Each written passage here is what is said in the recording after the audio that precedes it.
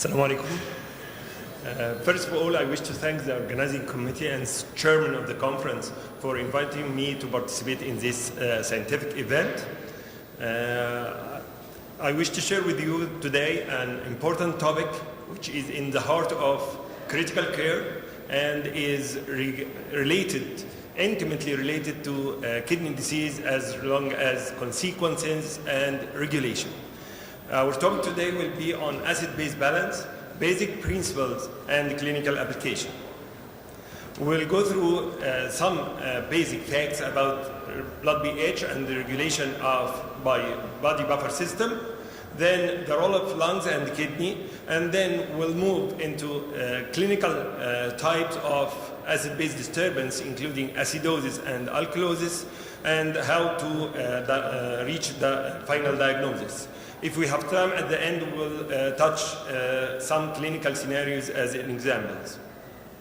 Before we go through it, we have to just document one of the common practice that we should avoid, which is that the abuse of laboratory facility. This can be easily emphasized through this report from tertiary care hospital in US, and I guess it is a similar way everywhere. It is 700 bed capacity hospital. They report the use of arterial blood gas test. They have 100,000 ABG tests per year. It is mainly ordered or requested through ICUs, more than approximately 90%. And the big order at 4 to 5 a.m. Look at this. It is 4 to 5 a.m. just before the morning round. Then, when they investigate the request, why this test was requested, they found that 50% due to change in ventilation setting or respiratory event, 10% to metabolic event, and 30% routine request. These 30% should be avoided because it has nothing to do with the patient care. It just increases the cost with no benefit. We will talk again at the end how to tackle this important aspect. Now we have to go to the definition of blood pH. It is the negative log of hydrogen ion concentration. The normal blood pH is ranged between 7.35 to 7.45. This narrow limit, although of continuous addition of acids during the whole day, because of presence of blood buffer systems, metabolic utilization of organic acid like lactic acid or citrate, and adaptive mechanisms by lungs and kidneys. From what's the source of the acid addition to the body every day? It is through cellular metabolism, including carbonic acid, and that is excreted at the end by the lungs. Some organic acid like lactic acid and ketone bodies produced during metabolism, and they dealt with through normal metabolism, gluconeogenesis, and oxidation of ketone bodies. Other mineral acids like sulfuric acid produced from sulfur-containing amino acid and is taken care by renal excretion. What is the buffer? Buffer is a solution of weak acid or bases that resist the change in pH. We have to emphasize on resist. It cannot prevent, but it resists the changes in pH. It is formed of protein and base, and it can be easily reversible reaction. The heart of this acid-base balance based on the equation from Henderson-Hasselbalch equation that said pH equal pK plus log base al acid. The efficiency of the buffer when the pH equal the pK. One of the famous buffer system in our body is carbonic acid bicarbonate buffer system, and this we will have some information on it in the following slides. The other important buffer is the hemoglobin buffer, which is present in the RBCs. The hemoglobin is efficient because hemoglobin contains histidine, one of the amino acid where the pK of this amino acid is nearly equal to the buffer, the pH of our body, 7.4. Here some basic equations that is necessary to understand before we go into clinical types of acid-base disturbance. Here, as the tissue, there is accumulation of CO2 that diffuses based on concentration gradient into the RBCs. In the RBCs, we will find an important enzyme, a key enzyme called carbonic anhydrase that will produce carbonic acid that will be dissociated into bicarbonate and hydrogen. This hydrogen, in presence of oxyhemoglobin, will release the oxygen back to the tissue and will form reduced hemoglobin. Here at the lungs, the condition it is a little bit different. Here the alveoli has much oxygen that moves again according to concentration gradient into the RBCs, where it again changes the reduced hemoglobin into oxyhemoglobin and release hydrogen. This hydrogen combined with bicarbonate to form carbonic acid that again in presence of carbonic anhydrase will form CO2 that diffuse back into the alveoli. Here we should notice that the bicarbonate can move from extracellular fluid through RBC's membrane in and out in presence of chloride. This is different than the process at the kidneys, where bicarbonate filtered through the glomeruli cannot cross the tubular membrane. So in this case, again, the role of carbonic anhydrase is emphasized. Here, this bicarbonate in the filtrate will combine with hydrogen to form carbonic acid, and again it will form CO2 that can pass into the inside of proximal convoluted tubular cells, and inside the cells it forms bicarbonate that can go again to extracellular fluid. So by this way, although bicarbonate cannot cross the tubular membrane of the kidney cells, still through formation of CO2 and regeneration of bicarb inside the cell, we can reabsorb and generate of bicarb. If you are bothered somehow with these basic equations, we can limit the information we just say through this summary of the regulation of pH by lungs and the kidney. Again, the most important enzyme is carbonic anhydrase. Respiratory regulation through the rate of alveolar excretion of CO2 depends on the rate of respiration that's controlled by respiratory center in the hypothalamus. Rise of partial pressure of CO2 or fall in hydrogen ion concentration will increase the respiratory rate with increased wash of CO2 and vice versa.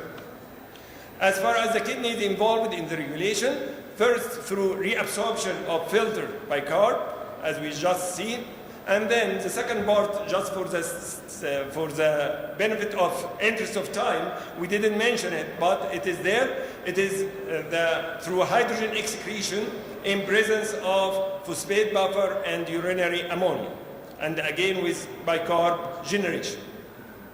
This hydrogen excretion allows to overcome acidosis through acidification of the urine and its excretion. Lastly, but not the least, is the excretion of anion of mineral acids like sulfate and phosphate that can be reduced during normal metabolism. Here is the clinical disorders from disturbances in acid-base balance, either acidosis or alkalosis, and each one can be metabolic or respiratory. I mean by metabolic or respiratory that the primary defect either because of disturbance in metabolism or related to respiratory event. More complex form might be mixed, and this mix is simultaneous presence of more than one of these disturbances. Just as an example may be metabolic and respiratory acidosis, but maybe any combination. To start with is metabolic acidosis. As we said, acidosis, so the pH must be lower than normal. So remember that the normal one is 7.35, so less than 7.35 is considered acidosis. Then you have to look in the blood gas strip for the primary defect. you will find it as decreased bicarb. And we will come across with this bicarb levels and normal levels in the following slides.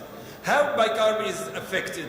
Either through increased consumption by addition of excess acids, or decreased excretion of these acids that again will utilize bicarb as a buffer. Or might be this bicarb decreased through increased loss outside the body, for example, through diarrhea, which is the intestinal fluid is rich in bicarb. We can classify metabolic acidosis into condition with increased anion gap and condition with normal anion gap, which is characteristically hyperchloremic. We will come across for anion gap in the next slide, but simply when we have addition of acids, like in diabetic ketoacidosis where keto acids are added, or in lactic acidosis in anaerobic condition, their lactic acid, or through some cases of intoxication like salicylate overdosage and methanol addiction. In fact, salicylate overdosage can be respiratory alkalosis or metabolic acidosis, and they found this is age dependent. Respiratory alkalosis through inhibition of respiratory center, and metabolic acidosis through uncoupling of oxidative phosphorylation. Then, acute or chronic kidney disease and end-stage renal failure is characterized by increased anion gap type of metabolic acidosis due to lack or deficiency of efficient excretion of mineral acids. On the other hand, the other category with normal anion gap include renal tubular acidosis, both types of renal tubular acidosis, and for sure it's diarrhea, as we explained, because intestinal fluid is rich in bicarb. What is the anion gap and how you can calculate 5 minutes. The anion gap, you can calculate it through measurement of measured cation minus measured anion, and you can add potassium or only use sodium, and then you can have the normal value, which is 7 to 14 milli equivalent per liter. We can skip this.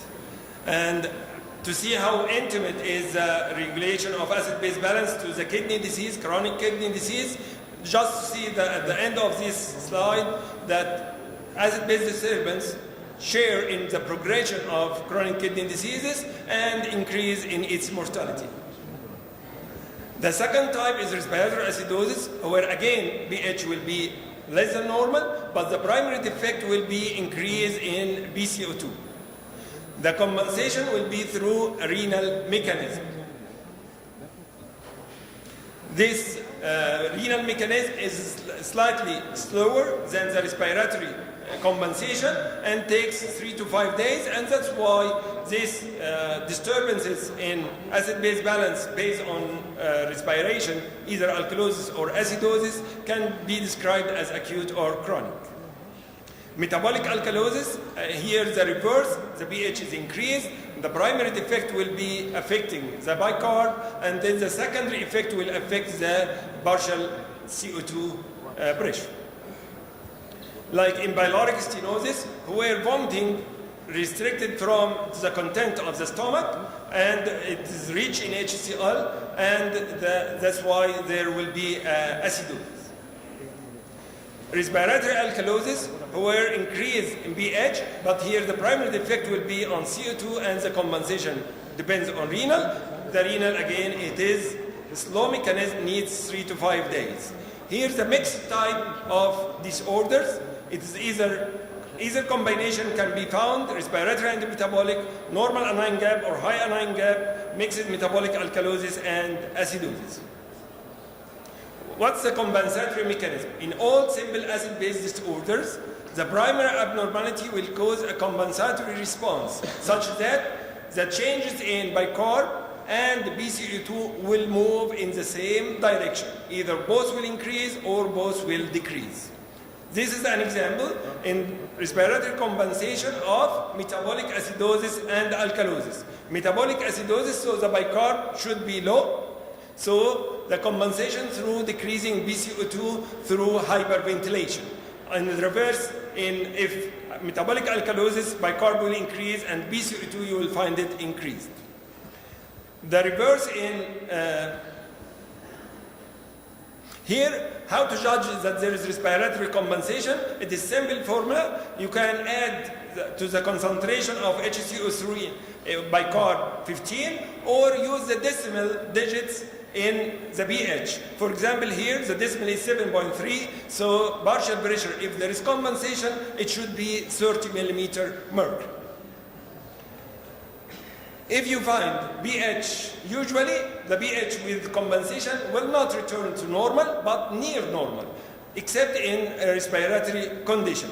If you find compensation, but the results for CO2 and bicarb are not matching, so it is diagnostic of mixed type of acidosis or alkalosis. Here in the reverse, how to reach diagnosis? History and clinical examination is important. Then plasma electrolytes, because these electrolytes are related to acid-base disturbance. Then on venous sample you can have to measure the total plasma CO2, which is direct measure of bicarb, or you do venous blood gases. Finally, you can do arterial blood gas, but again, this is not absolutely indicated. And assess the anion gap and see the percentage of compensation. Here, back to the first part where we start. Generally speaking, and specifically for arterial blood gas, you should not order any laboratory test except if justified by indication, accurate diagnosis, change management, or monitor the response to management and predict prognosis.